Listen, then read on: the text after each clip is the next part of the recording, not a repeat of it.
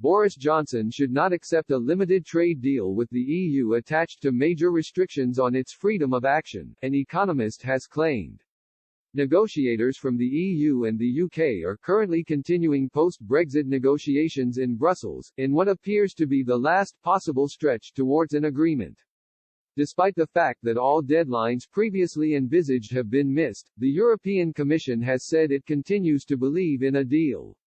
However, the UK's chief negotiator David Frost has already signalled that he will not be deviating from Prime Minister Boris Johnson's red lines amid speculation that the departure of Dominic Cummings from Number 10 could herald concessions. He said there has been some progress in a positive direction, but admitted there were still significant differences between the UK and EU on fishing and the level playing field.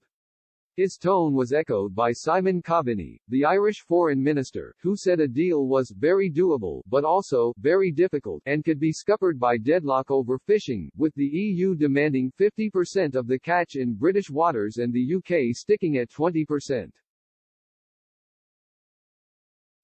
As the clock ticks down and tensions rise, in a recent report, senior economist Harry Western explained why leaving with a deal is not worth it for the UK.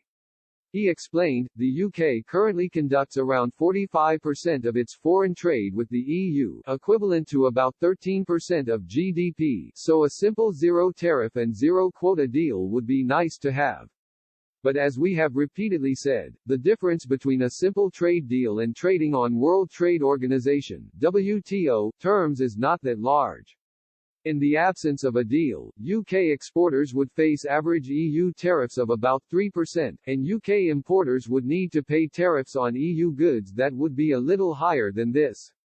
By comparison, just before the UK joined the EU in 1972, average tariffs on UK-EU trade were around 11% and much higher for many sectors. The average tariff levels of today are quite low. Trade economists, Mr. Western argued, are always quick to point out that Britain needs to consider non-tariff barriers to trade as well. This is correct, but estimates of these are often exaggerated. Figures of 10 to 20% of trade values are often bandied about when something like 3% is much more realistic.